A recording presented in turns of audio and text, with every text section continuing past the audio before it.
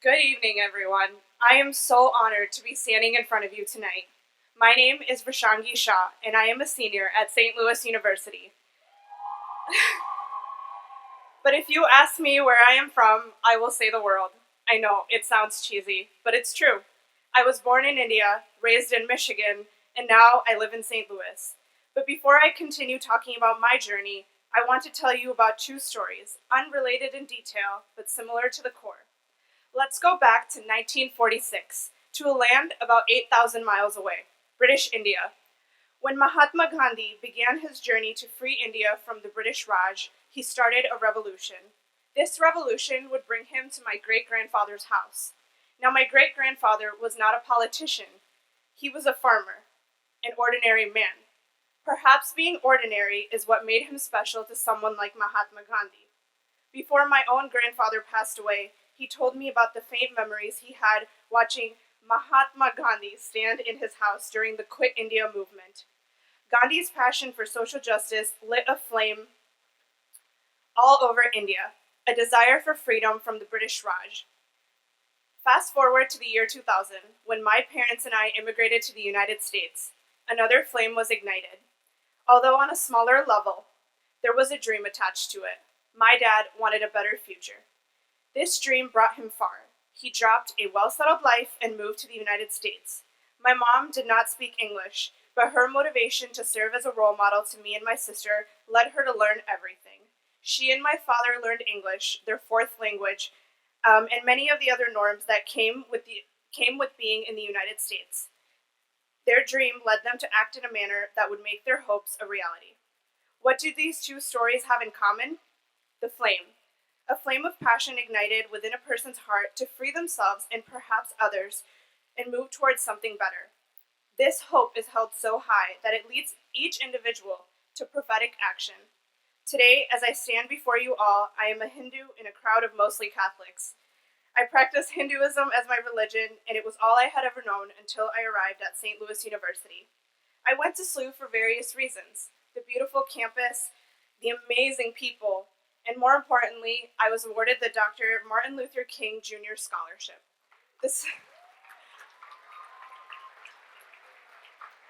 The scholarship brought me to SLU, but the school itself transformed me into what I like to call a Hindu girl with Jesuit ideals.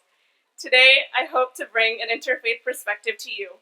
Hinduism is complex yet beautiful, but it has kept me grounded in the most difficult times of my life. So I want to share a few important ideas that I believe can be put into advocacy no matter what your religion. The first belief is truth is essential, and in modern times it is this idea called Satyamev Jayate, meaning truth alone prevails. Whatever you do, seek honesty and integrity. And this leads me to another key component, or the idea of dharma. Hindu dharma includes the religious duties, moral rights, and duties of each individual, as well as the behaviors that enable social order and the right conduct. My parents taught me about dharma, essentially the work that we put into the world. Today, my ask for you is to center your work around the idea of helping others. I ask all of you in this room to make a vow to help someone in need. Next comes the idea of karma, which is the most popular idea. Karma is a moral law of cause and effect. What goes around comes around. Putting good karma into the world will bring good karma back to you. I had grown up with these ideals, among many others. My parents made an effort to teach my sister and I these values of Hinduism in hopes that we would be kind, loving people. But a turning point in my life came when I arrived at SLU. Within the first few weeks, I learned what a Jesuit was. I learned what it meant to follow Jesuit ideals. That is when I realized a lot of the values that had been instilled in me held commonalities. We hear the word Majas around our campus, meaning more. With this idea of Majas, the challenge is to strive towards excellence. I saw this with an overlap with Dharma, or your work. Majas and Dharma go hand in hand, and I see this in action at my school every day. I see Majas being lived out by student leaders, similar to how Dharma is being lived out. People working to make the world a better place. Then I learned of this idea of being men and women foreign with others. Again, I saw this overlap with Dharma. Our purpose in life is to dedicate ourselves to our work. But I ask you this: if you aren't here to serve those who need the serving, what is the point of your work? Hinduism has taught me to live life according to my path of truth in an authentic way, through my work. For me, that means fighting injustices. But being people for and with others also relates to karma. When we give ourselves up in the service of others, we are oftentimes pursuing justice for the marginalized. In doing so, we are gaining good karma. Living at SLU enabled me to see all these connections. SLU's campus gave me the ability to connect my faith to a purpose. I was able to put all of my values into action. Come to think of it, there are a lot of similarities between Hinduism and Jesuit ideals.